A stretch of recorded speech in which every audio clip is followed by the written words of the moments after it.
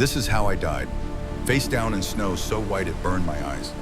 Blood spreading beneath me like dark wings, freezing before it could soak into me. My ribs screaming with every shallow breath. 3 of them broken, splintered inside my chest like kindling, waiting for a match. And the eyes. 50 pairs of them, glowing in the darkness that pressed against the edge of the clearing. Amber and gold and silver, unblinking, watching, waiting. The wolves had formed a perfect circle around me, their massive bodies like shadows given teeth and breath. I should have been terrified, should have been praying to the moon goddess for a quick death, because everyone knew what happened to Omega wolves caught alone in the deep wilderness. We were prey. We had always been prey, but I wasn't afraid, no. Because somewhere in the broken mess of my mind, in the space between consciousness and the dark that kept trying to pull me under, I remembered something, a promise whispered in a child's voice 10 years ago, a secret my grandmother had carried to her grave. When they break you, she had said, her weathered hands stroking my hair one last time before the sickness took her, run north, run until you can't run anymore. The wolves will find you, and KL will remember. The largest wolf stepped forward, black as midnight, shoulders as high as a grown man's chest. Its eyes were different from the others, not predatory, not hungry, knowing. It lowered its massive head toward my face, and I felt its breath against my frozen skin. Warm, impossibly warm in this winter wilderness that should have killed me hours ago. Alara, it said, and I finally let the darkness take me. The Ashwood Pack Lodge looked like something out of a fairy tale. 3 stories of timber and stone nestled into the mountainside, windows glowing golden in the pre-dawn light. Evergreen garlands wrapped every column, every banister, every doorway. White roses, imported at astronomical costs because they didn't grow this far north in November, spilled from crystal vases in arrangements so perfect they looked fake. It was the biggest wedding our pack had seen in 20 years. Alpha Celeste Ashwood, first daughter of our pack, golden child blessed by the moon goddess herself, was marrying Riker Blackthorn, alpha of the most powerful pack in 3 territories. And I was cleaning toilets in the Omega quarters. Alara, where are those fresh linens? I straightened from scrubbing the 3rd floor bathroom, my knees aching from kneeling on cold tile for the past hour. My fingers were raw and red despite the gloves. But Omegas didn't complain. We never complained. Coming, ma'am, I called out, grabbing the stack of pressed white sheets and hurrying down the hallway. I was 17 and I had perfected the art of not existing. Miranda, my mother, stood in the doorway to Celeste's suite. She looked perfect, as always. Hair swept into an elegant twist, makeup flawless, wearing a dress that probably cost more than most pack members earned in a month. Luna of the Ashwood Pack. Beautiful, powerful, untouchable. She looked at me the way you might look at a stain on expensive fabric. Take these to your sister's room. And for Moon's sake, Alara, try not to touch anything. Yes, Mother. I carried the linens to Celeste's suite, knocking softly before entering. Celeste stood in front of the full-length mirror, already dressed in her wedding gown. White silk that seemed to glow against her tan skin, fitted bodice showing off her perfect alpha physique, train that pooled on the floor like liquid moonlight. She looked like a goddess. She saw me in the reflection and smiled. Cold, satisfied. Alara, don't you look functional? I glanced down at my servant's uniform. Plain gray dress, shapeless and unflattering. My honey blonde hair was pulled back in a severe bun. I wore scent blockers, heavy ones, because Omega scent was considered inappropriate, distracting, dangerous. The linens, Celeste, where would you like them? By the bed, and it's Alpha Celeste to you. She turned from the mirror, her alpha aura pressing against my skin like a physical weight. Just because we share blood doesn't mean you forget rank. I laid the linens down carefully. You know, Celeste continued, examining her manicure, I'm actually doing you a favor. Having you here, letting you be part of this day. Father wanted to send you away months ago, keep you locked up until the Crescent Valley Pack came to collect their purchase. My chest tightened. Crescent Valley? Her smile widened. Oh, didn't anyone tell you? Father finalized the contract last week. You're being sold, little sister. The Crescent Valley Alpha has a son. Damaged goods, I hear. Some training accident left him scarred and half-blind. No respectable Omega wants him. She stepped closer, her voice dropping to a whisper. But you're not respectable, are you? You're a stain on this family. So tomorrow at dawn, you leave. They'll claim you, mate you, and we never have to see your disappointing face again. Tomorrow, dawn, no choice, no voice, no chance to run. I won't go, I whispered. Celeste laughed. You don't have a choice, Omega. That's the whole point. Now get out. I left, walked down the hallway on legs that shook, past the decorations and the happy gas and the life I was about to lose. In my tiny room at the end of the servants' wing, I sank onto my narrow bed. Tomorrow, they would take me tomorrow. That's when I saw it. The floorboard beneath my bed, the one that had always creaked wrong. There was a gap, barely visible, something wedged in the space between wood and stone. I knelt, pried at the board with shaking fingers. It came loose easier than it should have, and underneath, wrapped in oilcloth, was a letter. Grandmother Leanna's elegant script. My dearest Alara, if you're reading this, it means they've finally decided to sell you. I knew this day would come. But you, sweet girl, you are special. Do you remember the wolf you saved when you were 7? The black wolf who let you feed him rabbit scraps? His name is Kyle, and he remembers you. When they break you, run north. Follow the North Star to Willowmere Falls. There's a sanctuary there, built on choices instead of chains. Kale leads it. He's been waiting for you. Run north. The wolves will find you. All my love, Grandmother Leanna. I read it 3 times, hands shaking. The wolf, 7 years old, finding him bleeding in a ravine. So big, even wounded. Black fur matted with blood, golden eyes glazed with pain. I had brought him food, water, sat with him for weeks while he healed. I'll keep your secret, I had said, and someday you'll keep mine.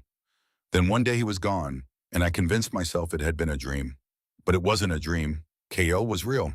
The sanctuary was real. And Grandmother had left me a way out. The wedding reception was held in the Great Hall. Crystal chandeliers, silk tablecloths, flowers that must have cost a fortune.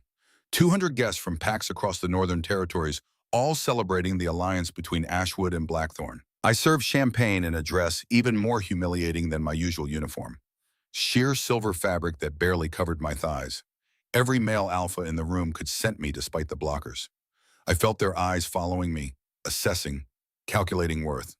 Celeste held court at the high table, radiant in her gown, Riker Blackthorn beside her. He was handsome in a sharp, dangerous way. Dark hair, ice blue eyes, the kind of presence that made other alphas bow their heads. But his eyes were cold. More champagne, an alpha demanded, shoving his empty glass toward my tray without looking at me. Yes, sir. I refilled it, moved through the crowd like a ghost. Invisible. Replaceable. That's when I saw him. My father, Thorn Ashwood, standing near the bar with a man I didn't recognize. They were talking in low voices, heads bent together. The Omega is young, the stranger said. Indian. 17? And fertile. Thorn's voice was matter-of-fact, discussing me like I was livestock. First heat came 6 months ago. She'll give you healthy pups. And the price? Already agreed upon. 50,000 now, 50,000 after the claiming ceremony. She leaves tomorrow at dawn. $100,000. That's what I was worth. The stranger nodded. Crescent Valley thanks you for your continued partnership. This is our 8th Omega from Ashwood Territory. 8th, the word echoed in my head like a gunshot. How many had he sold before me? How many terrified girls had disappeared? He was trafficking us. I backed away, tray trembling. Had to get out. Had to breathe. Had to. I collided with someone. Hard. The tray went flying. Crystal shattered. Champagne sprayed across white silk in a golden arc, across Celeste's wedding dress. The entire hall went silent. You clumsy, worthless! Celeste's hand cracked across my face, once, twice, 3 times. My head snapped back with each blow. Then she shifted her hand, not fully, just enough that her fingers became claws, and she drove them into my ribs. I heard the crack before I felt the pain. 3 ribs breaking, splintering. The agony came a second later, white-hot and total, driving the air from my lungs. She hit me again, and again. Fists and claws and rage. The crowd cheered. I hit the floor, tasted blood, felt bones grinding inside my chest. Thorn's voice cut through the noise. Enough, Celeste. She's damaged goods now. Damaged goods, not his daughter, merchandise. Lock her in the cellar, he continued. I'll have the healer look at her in the morning before transport. Strong hands grabbed my arms, dragged me from the hall, down the stairs, through the kitchen, into the cellar. They threw me on the cold stone floor. The door slammed. A lock clicked. Darkness. I lay there counting heartbeats because counting breaths hurt too much. Blood pooled beneath my cheek. My ribs screamed. Tomorrow at dawn, they would give me to strangers. if I survived that long. But grandmother's letter crinkled against my chest. About golden eyes and a promise. About sanctuary. Run north, she had said. I pushed myself up. Every movement was torture. But I made it to my knees, then my feet. The cellar was old, so old that Thorne probably didn't remember all its secrets. But grandmother had grown up in this lodge. I felt along the wall, fingers searching. There. A seam in the stone. I pressed, and something clicked. A section of wall swung inward, revealing a tunnel so narrow I'd have to crawl. Words carved into the stone. For the broken ones. Grandmother had built this. An escape route for Omegas who needed to disappear. I crawled into the darkness, pulling the false wall shut behind me. The tunnel stretched ahead, endless and black. My ribs screamed with every movement, but I kept going. The tunnel ended a mile beyond pack borders. I emerged into winter night, gasping, broken, free. The forest stretched before me, dark and vast, but I could see the North Star, bright above the trees. I started walking. One step, another, pain radiating through my chest. The cold bit through my thin dress, and I knew hypothermia would kill me before I reached Willowmere Falls. But I thought about Kael, about a wounded wolf and a child's promise. I walked until my legs gave out, collapsed in snow so white it hurt to look at. This is where I would die, I thought. Free at least. That's when I heard them, footsteps in the snow, the crunch of paws on frozen ground. I opened my eyes, wolves everywhere, massive and wild, their eyes glowing in the darkness. They formed a circle around me, perfect and deliberate, not attacking, guarding. The largest stepped forward, black as midnight, golden eyes that I recognized. Kael, I whispered. He shifted, bones rearranging, fur receding, until a man stood where the wolf had been. Tall and powerfully built, with dark hair that fell past his shoulders and those same golden eyes. He was naked, unconcerned with the cold. Scars marked his chest, his arms. Evidence of battles survived. He knelt beside me in the snow and his hands were impossibly gentle. Alara, he said, his voice rough with emotion. I told Liana I'd wait for you. I've been waiting 10 years. I remember, I breathed. The wolf, I saved you. You saved me, he agreed. Now let me save you. He lifted me like I weighed nothing, cradling me against his chest. His body heat soaked through my frozen skin. The pack moved with us, flowing through the forest like shadows. Protecting, guiding. Grandmother had told me the truth. The wolves would find me. Kael had remembered. I was safe. I let the darkness take me then, knowing I would wake to something better. I woke to warmth. Not the artificial heat of radiators. This was organic. The warmth of furs and body heat and a fire crackling nearby. I opened my eyes to unfamiliar surroundings. A cave, but not rough or primitive. The walls were smooth stone, carved with symbols. Furs lined the floor, torches burned in brackets. And there was no pain. I sat up, hands flying to my ribs. They should have been broken. But I felt nothing except a dull ache already fading. Don't move too quickly. The healing magic is still settling. A man sat near the entrance, younger than Kael, maybe mid-20s, with warm brown skin and kind eyes. His hair was pulled back in a messy bun. An Omega, I realized. But there was strength there. Confidence. Who are you? Rowan, I'm the pack healer. He moved closer, carrying a clay mug. Drink this. I took the mug, inhaled. Herbs and honey. Where am I? Willowmere Sanctuary. You made it, Alara. You're safe now. Willowmere. The word from grandmother's letter. My ribs were broken in 3 places. I set them, used Omega healing magic to accelerate the process. He smiled. Welcome to Willowmere. Liana built this place with Kael 20 years ago. You're number 127. 127? Omega refugees who found sanctuary here. Rowan's expression turned wry. Though I should mention, we number you for organization, not ownership. Iris wanted to start a betting pool on your survival odds, but I vetoed it. Despite everything, I laughed. Think you can walk? The pack is eager to meet you. I let him help me up. The cave opened into a larger cavern, and beyond that, I stopped, breath catching. The valley was beautiful, hidden between 2 mountain peaks. A river cut through the center, fed by waterfalls. Pine trees grew thick and tall. Smoke rose from scattered shelters, and I could see wolves moving between them. Not a pack in the traditional sense. This was a community. Liana's vision, Rowan said softly. A place where rank doesn't matter, where everyone chooses their role instead of having it forced on them. It's impossible, I whispered. So is a 7-year-old Omega saving a dying Alpha. Rowan grinned. We specialize in impossible here. He led me down a path carved into the rock. Other wolves nodded as we passed, offering smiles but giving me space. No one stared. No one assessed my worth. They just saw me. We reached a central area where a large fire pit burned. A woman stood nearby, tall and lean with scars crossing her face. She wore leather armor. So you're the famous Alara, she said. Her voice was rough. Kael's been watching over you from a distance for 10 years. Iris, Rowan interjected. Try not to terrify her. Iris's lips quirked. I'm not terrifying. I'm realistic. She looked at me. You killed an Alpha who tried to claim you? My sister, I said. She beat me at her wedding. Alpha's sister, even better. I killed mine too. Well, tried to. She said it matter-of-factly. Been here 3 years. Best decision I ever made. Welcome to the island of misfit wolves. Before I could respond, I felt it. A shift in the air.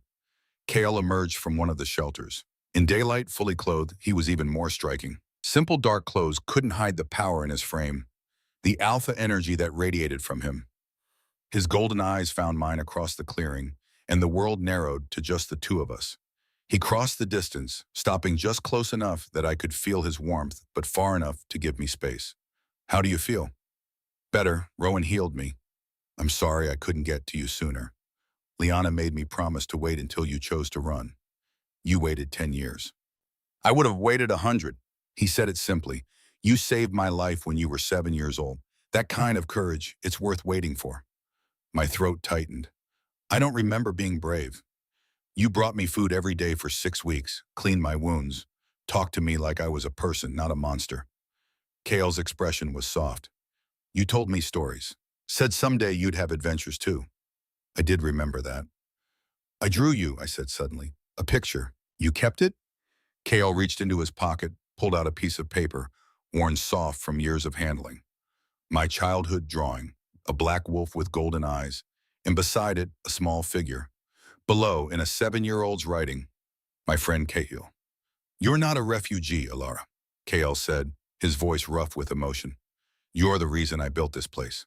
Liana told me you'd need sanctuary someday. She made me promise to wait. Tears blurred my vision.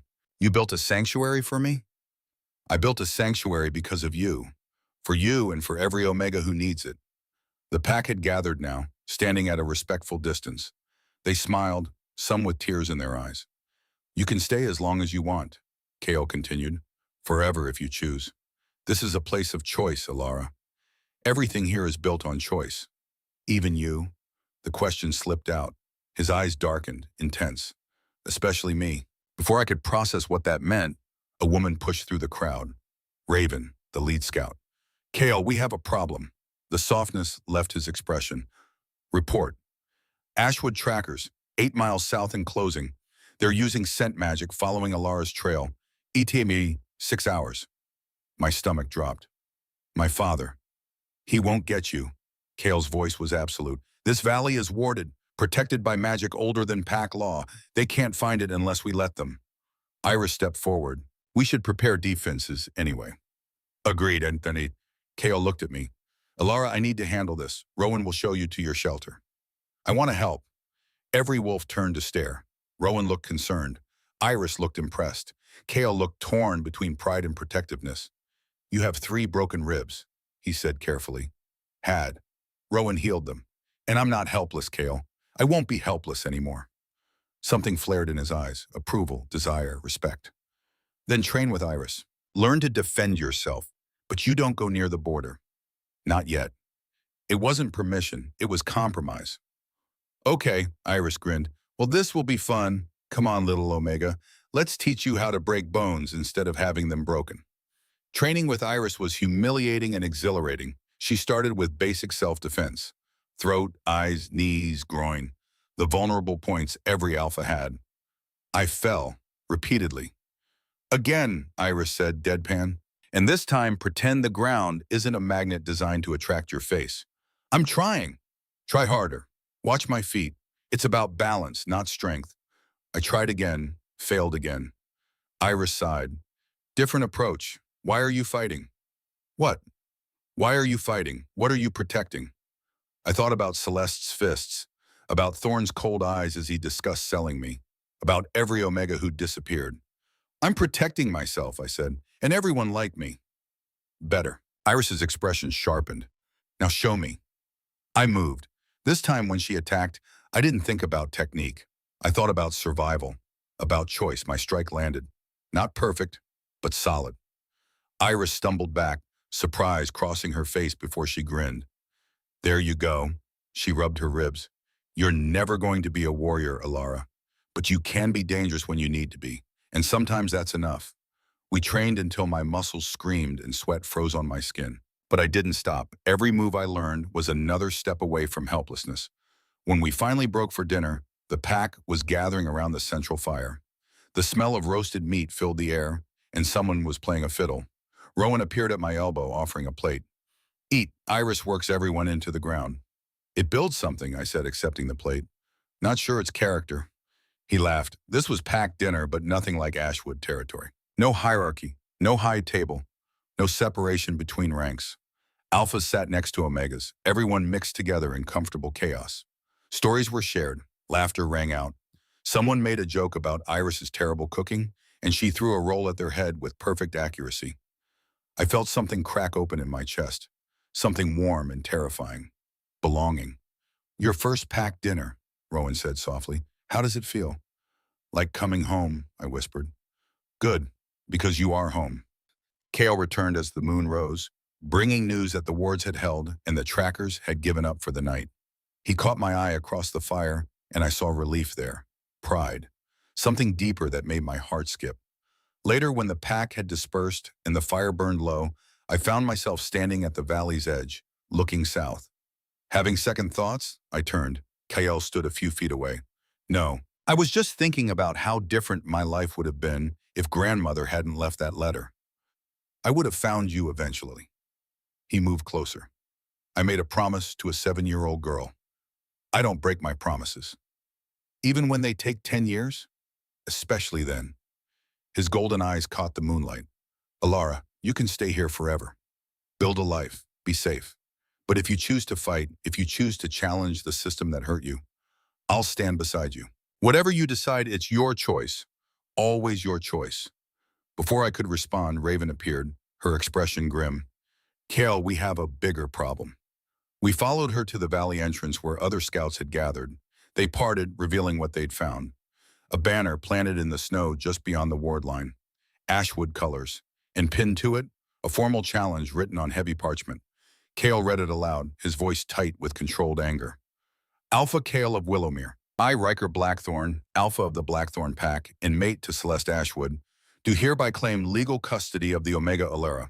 Her father, Alpha Thorn Ashwood, has sold her contract to Crescent Valley Pack. I purchased said contract and now hold legal right to her person. By ancient law, I invoke trial of dominance for custody rights. The Northern Council will convene at noon on the 4th day.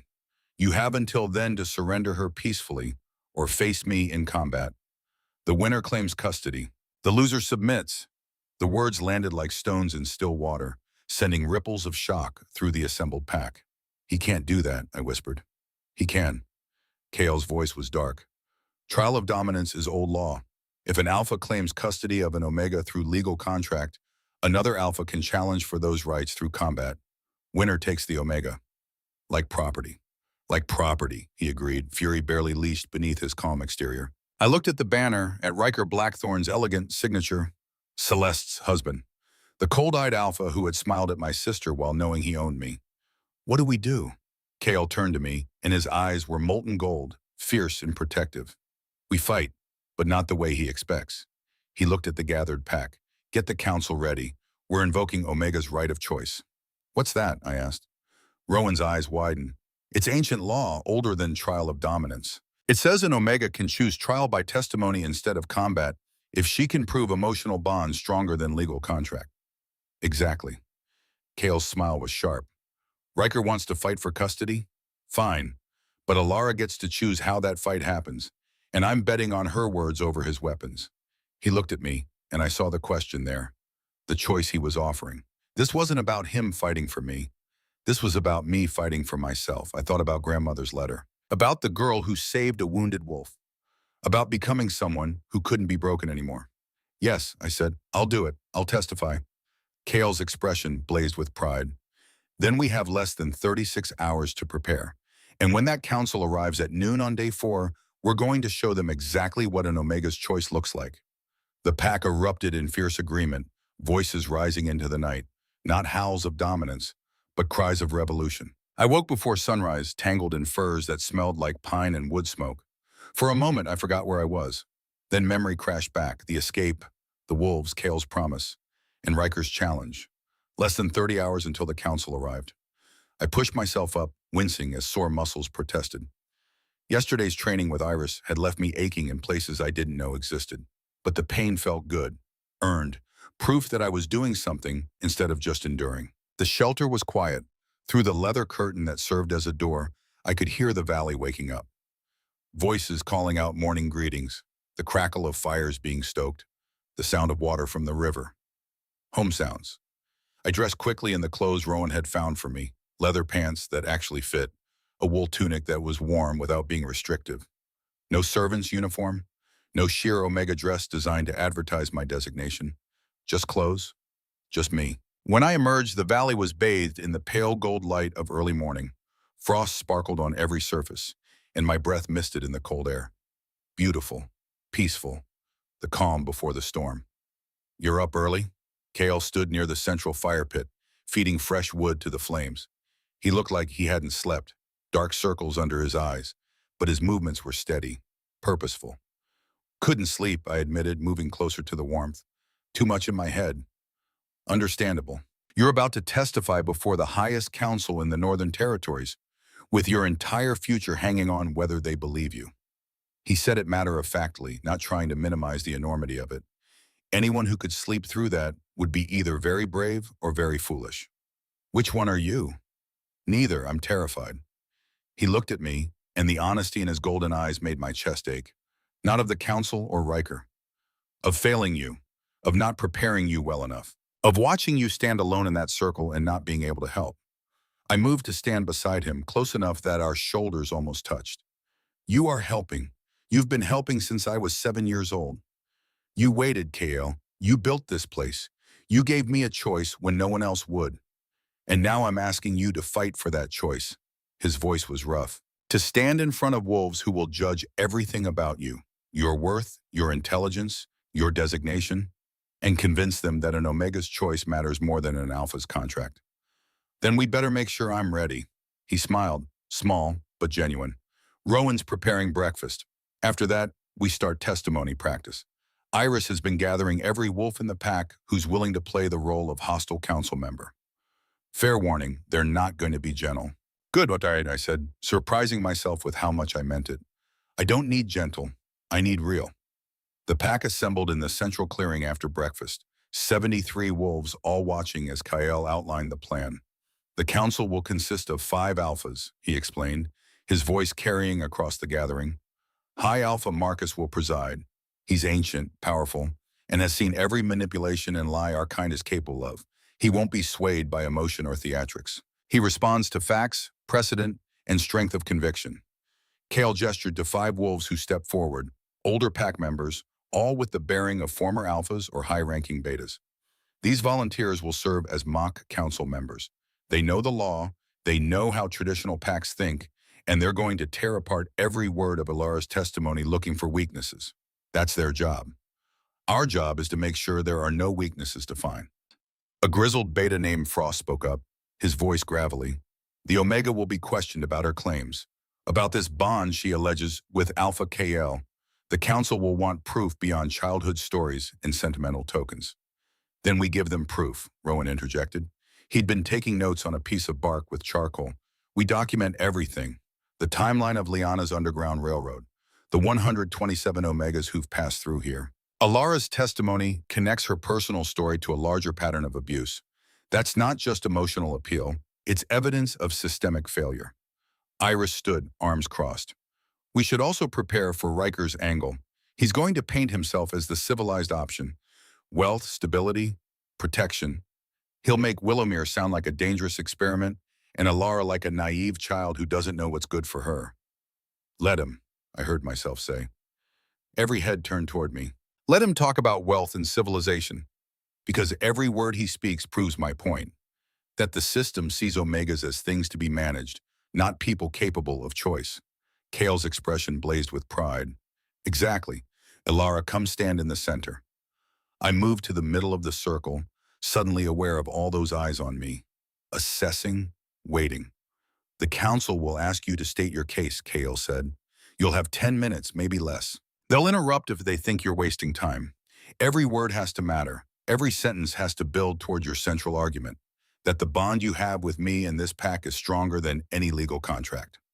Frost stepped forward, his expression stern. Omega, you stand accused of breaking a legal mating contract. How do you plead? My mouth went dry. I didn't break a contract. I never agreed to one. Irrelevant, Frost snapped. Your father, as your guardian and alpha, had the legal right to arrange your mating. You fled rather than honor his decision. That constitutes breach of contract. Explain yourself. I swallowed hard. My father sold me for $100,000. That's not arranging a mating, that's trafficking. Strong accusation. Another mock council member, a sharp-eyed woman named Silver, spoke up. Can you prove it? I overheard him negotiating the price. $50,000 before the claiming ceremony, $50,000 after. Hearsay, Silver said dismissively. Do you have documentation? Witnesses? Or just the word of a frightened Omega who might misinterpret a legitimate business transaction? I felt panic rising. It wasn't business. It was, breathe, Kale interjected quietly. Remember what we discussed. Facts first, emotion second. I took a breath, centered myself. I have my father's pattern of behavior as evidence. This wasn't the first Omega he sold. I overheard him say I was the 8th from Ashwood territory. If the council investigates, they'll find records of similar transactions. Frost nodded slowly. Better. You're pointing to verifiable evidence, not just personal grievance. Continue. We practiced for 3 hours straight.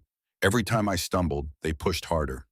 Every time I got emotional, they demanded facts. Every time I tried to appeal to sympathy, they reminded me that the council wouldn't care about feelings. Only law, precedent, and proof. It was brutal, but it was necessary. By the time Kale finally called a break, my voice was hoarse and my hands were shaking. I'd been reduced to tears twice and had wanted to give up at least 5 times. You did well, Rowan said, pressing a cup of water into my hands. I fell apart. You learn, there's a difference. He sat beside me on one of the logs surrounding the fire pit. The first time I testified, before I came here, when I was trying to get my birth pack to acknowledge what their alpha did to me, I couldn't get through 2 sentences without breaking down. It's hard, standing in front of judgment and defending your right to exist on your own terms. Did they listen, your birth pack? No. Oh? His smile was sad. They said I was a hysterical Omega who'd misunderstood my alpha's intentions, that I should be grateful for his attention. That's when I ran. I looked at him, really looked at him, this gentle healer who'd survived something terrible and come out the other side, still capable of kindness.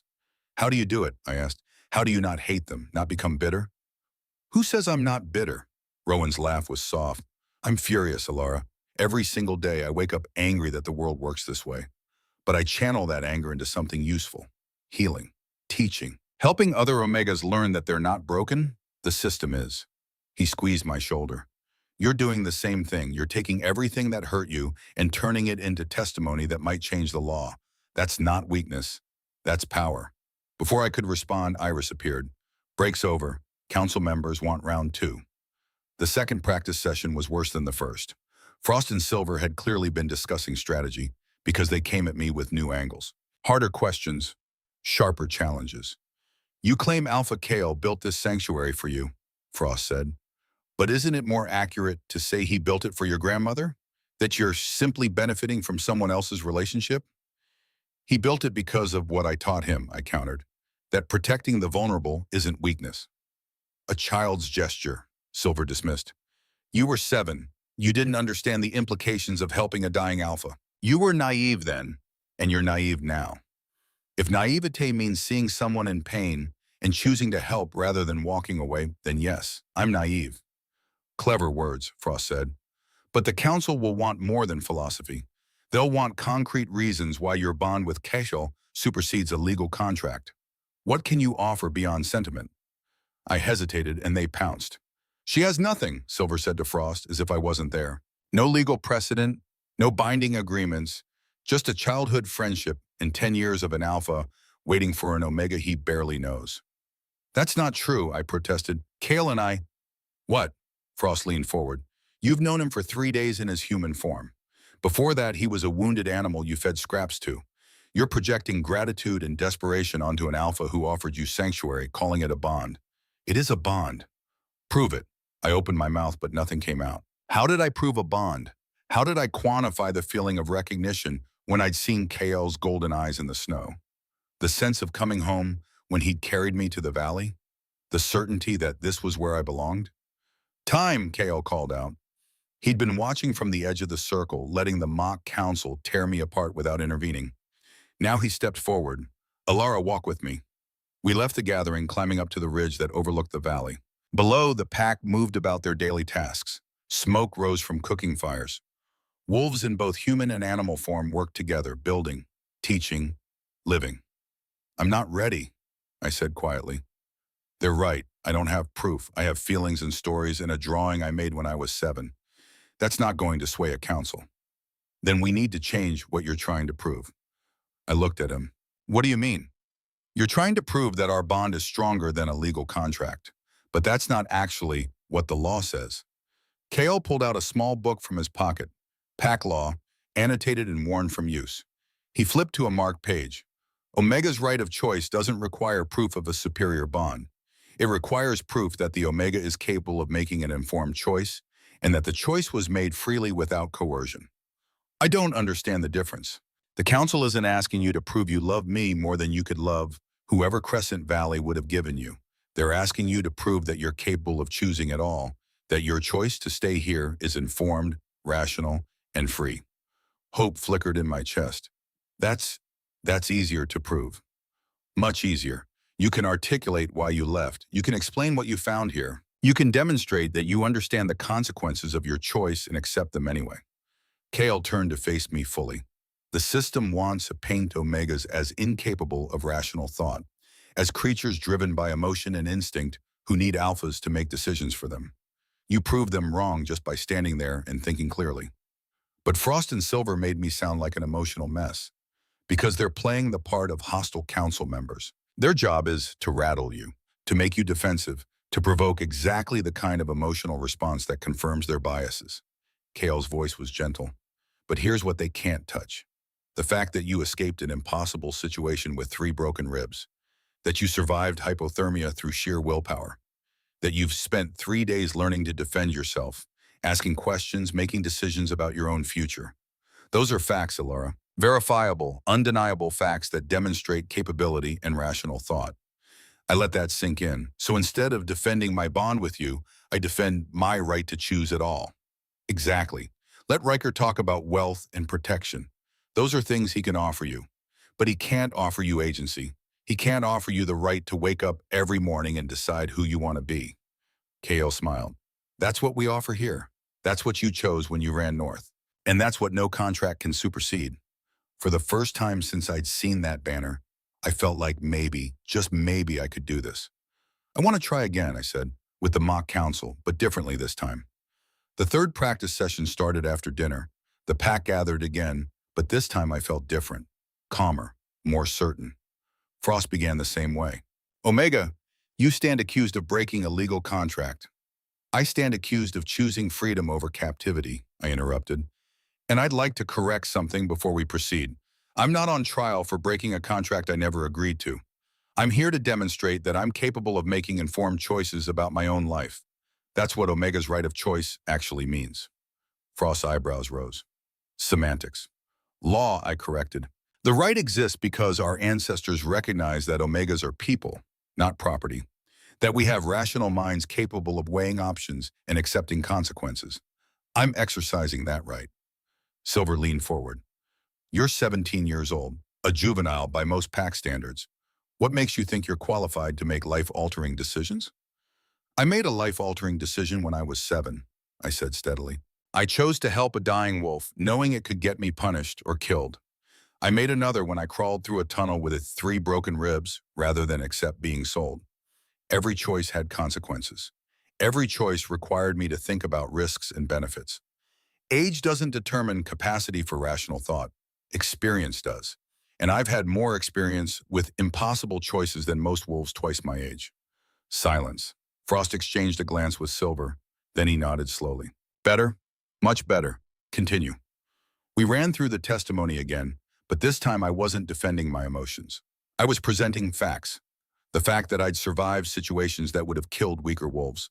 The fact that I'd assessed the risks of staying versus running and made a calculated decision. The fact that I'd spent 3 days in Willowmere observing, learning, asking questions, not blindly accepting, but actively choosing. The fact that I understood Riker could offer material comfort, but I valued autonomy more. By the end, even Frost looked impressed. If you can deliver that tomorrow, he said, you have a chance, a real chance. The pack erupted in cheers, wolves howled approval, and suddenly I was surrounded by pack members congratulating me, offering encouragement. Iris pulled me into a rough hug. You're going to destroy them. Rowan pressed a flask into my hands. Victory drink. You've earned it. But through it all, I was aware of Kyle watching from the edge of the gathering. When our eyes met, he smiled, small, private, proud. Later, after the celebration had died down and the pack had dispersed to their shelters, I found him on the ridge again. He seemed to gravitate here, to this high point where he could watch over his wolves. Thank you, I said, sitting beside him. For what? For believing I could do this, for not fighting for me, but teaching me to fight for myself. That's what this pack is built on, Kale said quietly. Not rescue, but empowerment. I could challenge Riker tomorrow, could risk my life in combat for the right to keep you here. But that doesn't prove anything except that I'm willing to fight. It doesn't prove that you're capable of choosing. And you are capable, Alara. You always have been. We sat in comfortable silence, watching the moon rise over the valley. What happens if I fail, I asked. If the council rules against me? Then we fight anyway, but not through legal channels. Kale's voice was steady. There are 300 wolves in the Northern Territories who've passed through Willowmere over the past 20 years. Every one of them owes their freedom to this sanctuary. If the council tries to destroy what we've built, those wolves will stand with us. It won't be pretty and it won't be legal, but we'll stand. Revolution, if necessary. He looked at me. But I don't think it will be. I think you're going to walk into that circle tomorrow and remind every wolf watching that Omegas have voices, that we've been silent too long.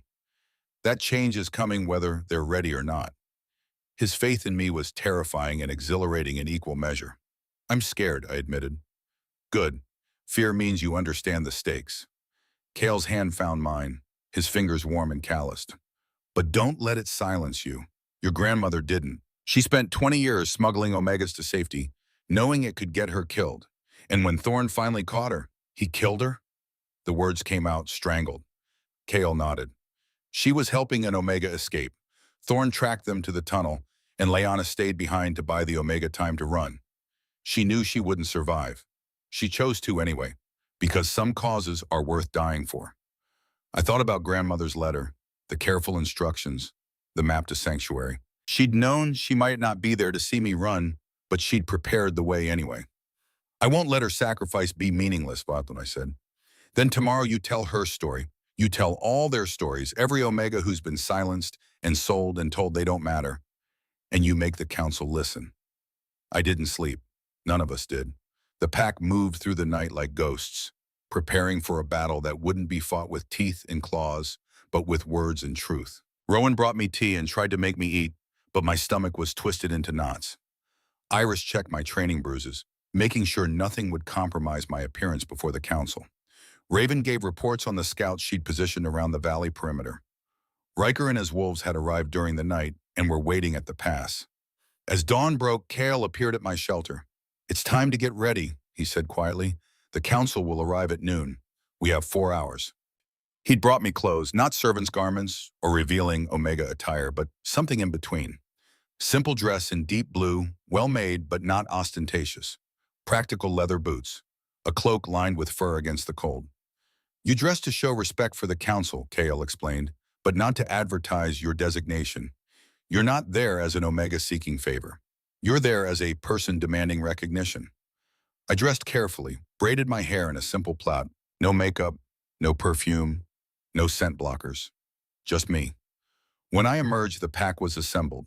Every wolf in Willowmere had gathered in the central clearing, 73 souls who'd chosen sanctuary over submission. They stood in silence as Kale and I passed, but their eyes held fierce support. We climbed to the valley entrance. The wards shimmered in the morning light, barely visible. Beyond them, I could see movement. Riker's wolves, waiting. "Remember," Kale said, his voice low enough that only I could hear. "You're not on trial. The system is. You're not defending your worth. You're proving the law already recognizes it. And no matter what happens, you've already won the only victory that matters." "What's that?" "You chose yourself. You ran toward freedom instead of accepting captivity. That's a victory no council can take away." He pulled something from his pocket. The crescent moon pendant he'd shown me yesterday, carved from bone and polished smooth. "This is pack tradition," he said.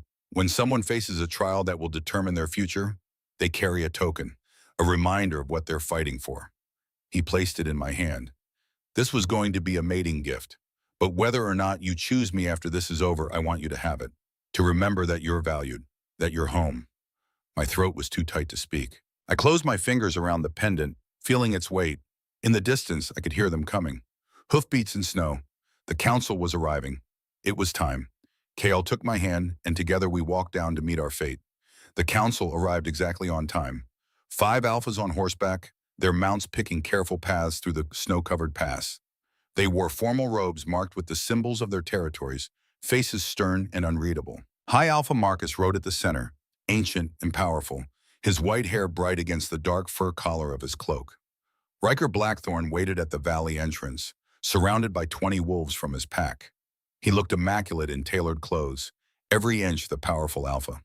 Celeste stood beside him, and the sight of her made my chest tighten with remembered pain. She wore blue silk that matched Riker's eyes, her golden hair perfect even in the mountain wind. She caught me looking and smiled, sharp and cruel. She expected me to fail. I lifted my chin and met her gaze without flinching. My fingers tightened around the pendant in my pocket. High Alpha Marcus dismounted, and the assembled wolves fell silent. When he spoke, his voice carried across the valley like thunder. "We are gathered under ancient law to judge a matter of custody. Alpha Riker Blackthorn of the Blackthorn Pack claims legal right to the Omega Ilara, formerly of Ashwood Territory, through purchase contract. Alpha Kale of Willowmere Sanctuary contests this claim and has invoked Omega's right of choice. Is this accurate?" "It is," Kale said, his voice steady. "And the Omega in question consents to trial by testimony rather than trial by combat." Every eye turned to me. I stepped forward, and my voice didn't shake. "I consent." Marcus nodded. "Then we shall proceed. Alpha Blackthorn will present his case for custody. The Omega will then testify regarding her choice and her capacity to make informed decisions. We 5 will judge based on law, precedent, and the will of the Moon Goddess. Our decision is final and absolute. Do all parties understand?" "We understand," Riker said smoothly. "We understand," Kale echoed. "I understand," I said. Marcus gestured toward a cleared area where logs had been arranged in a circle. The council took their seats on one side, formal and imposing. This was my fight, my choice to make, and I was ready. "Alpha Blackthorn," Marcus said, "present your case." Riker stepped forward, and when he spoke, his voice was rich and persuasive, the voice of a man accustomed to getting what he wanted. "Honored council, I come before you not as a conqueror, but as a provider. The Omega Ilara was sold to Crescent Valley Pack through legal contract, signed and sealed by her father, Alpha Thorn Ashwood. I purchased this contract for $100,000, a sum that demonstrates both my commitment to her welfare and the value I place on securing proper care for an Omega in need." He produced documents from an inner pocket, spreading them for the council to examine. My contract, my sale, proof in ink and signatures that I belong to him. Crescent Valley territory spans 10,000 acres of prime land. We have wealth, security, connections to every major pack in the Northern Territories. An Omega in my care would want for nothing. Protection, status, a home. She would be elevated far beyond what she could achieve in a sanctuary of outcasts. The words were smooth, practiced. But more than material wealth, I offer stability. Pack law, the order and structure that has governed our kind for centuries. This sanctuary, he gestured dismissively at the valley, is an aberration, a collection of wolves who rejected their designated roles, who fled from duty. They claim to offer freedom, but what they truly offer is chaos. An Omega needs guidance, needs the firm hand of an alpha who knows her value. He turned to look directly at me, and his blue eyes were chips of ice. Alara was beaten at her own sister's wedding, left broken and bleeding. In my pack, such treatment would result in immediate punishment. I offer her safety from the very family that failed her. I'll offer her everything the moon goddess intended for her designation: protection, purpose, prosperity. All I ask in return is that she fulfill the contract her father signed, that she accept the life that was chosen for her by those who know better than a 17-year-old runaway what she truly needs. The council members nodded, some more enthusiastically than others. Riker Blackthorn had just painted himself as a savior and made Willowmere sound like a den of lawless rogues. Marcus turned to me. Omega Ilara, you have heard Alpha Blackthorn's testimony. Before you speak, understand that this council requires proof, not emotion. We need evidence that you are capable of informed choice. Do you have such evidence? My mouth went dry. Then KL's hand brushed mine, brief and careful, a reminder that I wasn't alone. I thought about the past 3 days, about Frost and Silver tearing apart my testimony, about KL teaching me to defend not my emotions, but my capacity to think. I do, I said, and I began to speak. Honored Council, Alpha Blackthorn paints a beautiful picture. Wealth, safety, status. Everything an Omega is supposed to want according to the system that raised me to believe I was worthless. I moved to the center of the circle, forcing myself to meet each council member's eyes. I'm not here to prove I love Alpha Kale more than I could love whoever Crescent Valley would have given me. I'm here to prove I'm capable of making informed choices about my own life. That's what Omega's right of choice actually protects. Not emotion, but agency. Murmurs rippled through the assembled wolves. Marcus raised an eyebrow, but didn't interrupt. Let me present the evidence. I'm 17 years old. Some would call me a juvenile, incapable of life-altering decisions. But I made my first impossible choice when I was 7. I found a dying wolf in the forest beyond Ashwood borders, a place I wasn't supposed to go. I chose to help him anyway, knowing my father would punish me if he found out. I brought food every day for 6 weeks, cleaned wounds, made a decision that could have gotten me killed. I pulled out the folded drawing from my pocket, showing them. A child's careful work. That wolf was Alpha Kale. I didn't know his designation then. Didn't care about ranks or territories. I saw someone who needed help, and I chose to give it. That demonstrates capacity for empathy, risk assessment, and moral reasoning. At age 7. Marcus leaned forward slightly, interested. 10 years later, I made another impossible choice. My sister beat me unconscious at her wedding, breaking 3 ribs. My father locked me in a cellar and planned to ship me to Crescent Valley at dawn. I had 2 options: submit to being sold or escape through a tunnel my grandmother built for Omegas exactly like me. I gestured to my body, still healing but functional. I chose to escape with 3 broken ribs, no supplies, in winter. I crawled through a tunnel, walked 3 miles in hypothermic conditions, and survived long enough for rescue. That demonstrates will to live, pain tolerance, and commitment to autonomy over comfort. One of the council members, a female alpha, nodded slowly. When I arrived at Willowmere, I didn't blindly accept sanctuary. I spent 3 days observing. I asked questions about how this pack operates, what they expect from members, what freedoms and restrictions exist.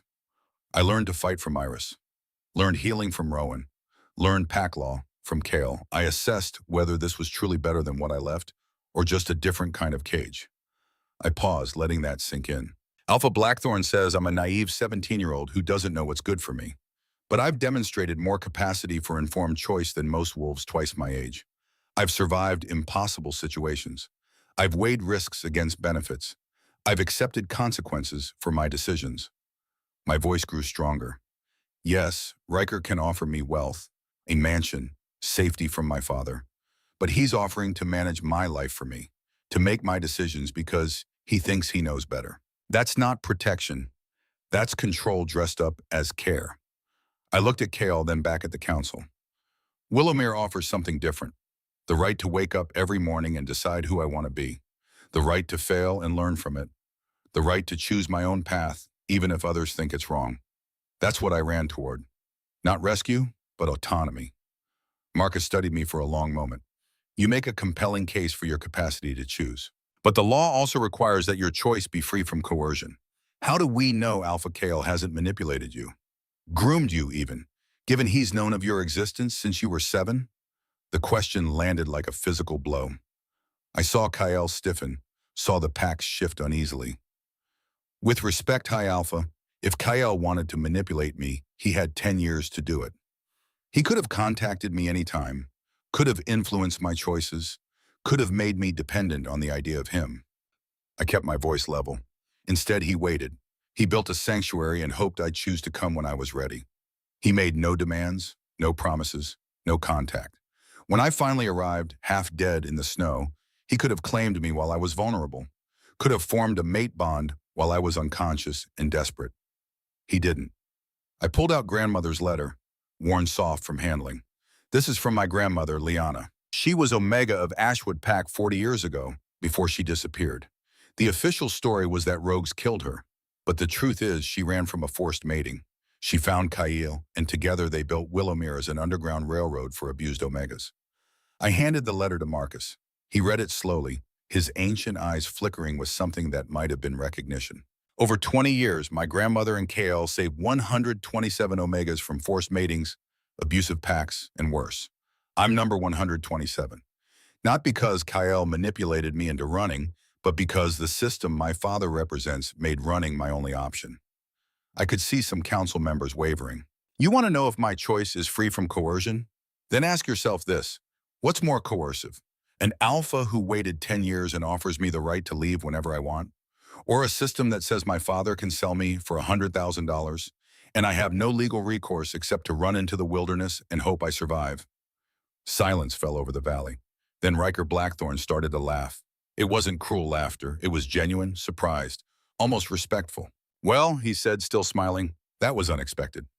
He moved to the center of the circle, and the change in his demeanor was startling. The cold alpha businessman melted away, replaced by something warmer. Honored counsel, he said, his voice completely different now. I withdraw my claim. The words detonated like explosives. Wolves erupted in shocked murmurs. Celeste's face went white, then red with fury. Even Marcus looked surprised. On what grounds? The High Alpha demanded. On the grounds that I lied. Riker's blue eyes finally showed emotion. Determination, anger, something fierce. Not about the contract. That's real. I did purchase Alara's contract from Thorn Ashwood for $100,000, but I didn't come here to claim her. I came to expose her father. He turned to face the assembled wolves, his alpha presence suddenly overwhelming. My name is Riker Blackthorn, and for the past 3 years, I've been working as an undercover investigator for the Council of Territorial Reform. We're a coalition of alphas dedicated to rooting out corruption in pack leadership. Thorn Ashwood has been on our watch list for 5 years. From his coat, he produced a leather folder thick with documents. These are records of Omega sales, not alliances or strategic matings, sales. Thorn Ashwood has sold 47 Omegas over the past 20 years to various packs. He's made over $3 million trafficking wolves he's supposed to protect. Horror rippled through the crowd. I married Celeste Ashwood to get close to her father, to access his private records, to gather proof. The contract for Alara was the final piece I needed. Legal documentation of his latest sale, witnessed and sealed. Undeniable proof that Alpha Thorn Ashwood is a trafficker. He handed the folder to Marcus, who flipped through pages with growing disgust. I never intended to claim Alara. I came here to ensure she was safe with Kyle and to use this trial as a platform to reveal the truth. Celeste didn't know. She believed I actually wanted her sister. But it was always about justice. Riker looked at me, and for the first time, his eyes held warmth. You were right, Alara. Legal doesn't mean right. I withdraw my claim and submit this evidence to the Council for immediate action against Thorn Ashwood. Marcus stood, his ancient face carved from fury. Where is Alpha Ashwood now? Waiting at the pass with 30 warriors, Raven called out. He expected Riker to succeed and was ready to collect his payment. Then let us collect him instead. Marcus's voice could have shattered stone. Thorn Ashwood, you are hereby summoned to face charges of Omega trafficking in violation of sacred pack law. Present yourself immediately or be declared rogue. A tense silence, then the sound of footsteps in snow. Thorn appeared at the valley entrance, flanked by his warriors. He looked older than I remembered, diminished somehow. This is absurd, he said, but his voice lacked conviction. These are legal contracts. Legal slavery, Marcus interrupted. You sold your own daughter for profit. You've been selling Omegas for 20 years. The evidence is overwhelming. Those Omegas were worthless. I gave them value. You gave them trauma. I stepped forward, and Thorne's eyes widened when he saw me. Really saw me, perhaps for the first time. You gave them nightmares and scars and the belief that they don't matter. But we do matter, Father. We always mattered. You were just too blinded by greed to see it. His face contorted with rage and something else. Fear, maybe. Celeste, he called out, tell them how I protected you. You used me. Celeste's voice was small, broken. She stared at Riker with betrayal written across her perfect features. You married me for information. You never loved me. No, Riker said quietly. I didn't. I'm sorry for that, Celeste. But you're not blameless. You knew about the sales, helped arrange some of them. Beat your own sister because she inconvenienced you. Celeste crumpled, and I felt nothing. No satisfaction, no pity. Just emptiness where family should have been. Marcus's voice cut through the chaos. Thorne Ashwood, you are stripped of your Alpha title and pack leadership. You will be imprisoned pending full trial. Celeste Ashwood, as accomplice, you are banished from all Northern Territory packs. You have 1 week to leave. Warriors moved forward, surrounding Thorne. He struggled, shouting about rights and protocol, but it was over. As they led him away, he looked at me one last time. You were always worthless, Ma, he spat. You're right, I said, and my voice was steady. Nothing you did could change my worth, because my worth was never yours to determine. They dragged him toward the pass, toward justice, toward the end of his reign of cruelty. I should have felt triumphant, but all I felt was tired. And then Kael's arms wrapped around me, and I let myself collapse against his chest. It's over, he murmured into my hair. You're safe, you're free. It's over. I clung to him and let the tears come. Not from sadness, but from relief so overwhelming that felt like drowning in reverse. Marcus approached us, his expression softer now. The council rules in favor of Omega Illyra. All contracts are void. Willowmere Sanctuary is granted legal status as an autonomous territory under protection of the Northern Council. You may govern yourselves as you see fit, provided you harm no other packs. He looked at Kyle. You've built something remarkable here, Alpha. Something I wish had existed when I was young. Continue your work. Save those who need saving. And perhaps, in time, the rest of us will learn from your example. The council departed, taking Thorne and his warriors with them. Riker lingered, standing awkward and alone. I really am sorry, he said to no one in particular. About Celeste, about the deception. But those Omegas deserve justice. They did, I agreed. Thank you for exposing him. He nodded and turned to leave, then paused. For what it's worth, you would have won even without my revelation. Your testimony was extraordinary. You didn't just fight for yourself, you fought for every Omega who's been told they don't matter. That's the kind of strength that changes worlds. Then he was gone, leaving us standing in the valley as the sun began to set. The pack erupted in celebration. Wolves howling, embracing, crying tears of joy and relief. Iris grabbed me in a bone-crushing hug. Rowan pressed a flask into my hands with instructions to drink. But through it all, I was aware of Kael beside me, silent, steady, waiting. When the chaos finally calmed and the pack dispersed to prepare for a victory feast, he took my hand. Walk with me? We climbed into the highest point in the valley, where the view stretched for miles in every direction. The sun was setting, painting the snow in shades of gold and pink. I have something to ask you, Kael said, his voice nervous in a way I'd never heard before. And I need you to know you can say no, that nothing changes between us if you're not ready. My heart started racing. Okay. He took both my hands, those golden eyes intense and vulnerable. Illyra, I've loved you since you were 7 years old. Not in a romantic way then. You were a child, and I was a dying wolf who'd given up on everything until you showed me kindness without conditions. But that love grew as I healed, as I built this sanctuary because Liana said you'd need it someday, as I waited 10 years for you to choose to run. His thumbs traced circles on my palms. I love the woman you've become, brave and fierce, and so determined to prove everyone wrong about what Omegas can be. I love that you saved me twice, once as a child with rabbit scraps, and once as a woman with the courage to stand before a council and speak truth no one wanted to hear. Kael, wait, let me finish. He smiled, shaky and hopeful. I'm not asking because you owe me, not because of bonds or debts or gratitude. I'm asking because when I imagined my future, every path leads to you. And I'm hoping, maybe, that I'm somewhere in your future too. He released one of my hands to reach into his pocket, pulling out the crescent moon pendant. In my pack, we don't do formal mating ceremonies unless both parties choose it. But if you want, if you're ready, I'm asking, Alara, will you be my mate? Not because you need me, not because you're grateful, but because you choose me the same way I choose you. With full hearts and open eyes and absolute freedom to walk away if you ever change your mind.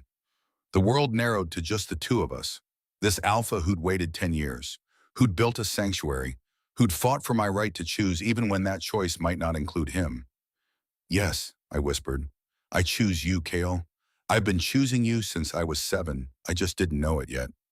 His smile was brilliant, joy transforming his face into something almost painful to look at. He slipped the pendant over my head, and it settled against my chest right above my heart. I need you to understand what this means, he said seriously. In traditional pacts, mating bonds are ownership, but in Willowmere, they're partnerships, equal. Both of us choosing each other every day, not bound by magic or law, but by the simple decision to stay. Can you live with that kind of freedom? I laughed, giddy and overwhelmed. I think I can manage. He pulled me close, and when he kissed me, it was gentle and reverent and full of 10 years of waiting.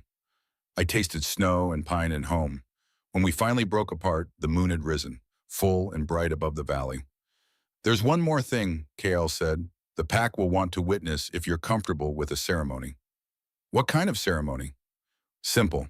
We stand under the full moon, speak our promises to each other, and the pack bears witness. Then there's usually a feast, dancing, probably Iris getting drunk and challenging someone to a fight.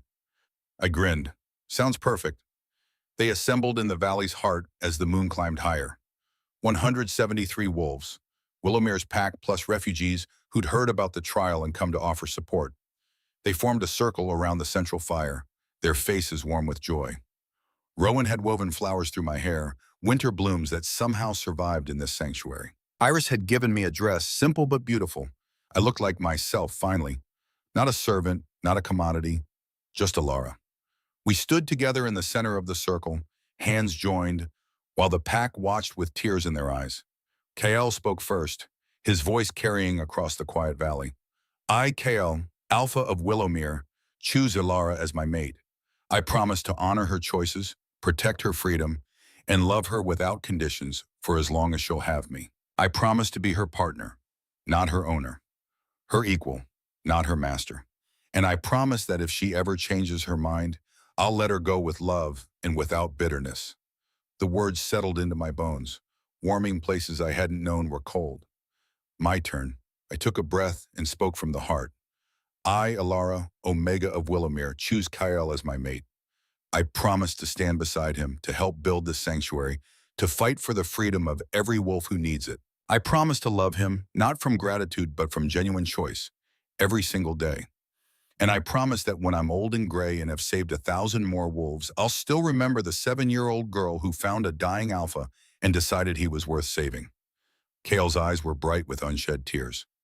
We sealed the promises with a kiss, and the pack erupted in howls that echoed off the mountain peaks.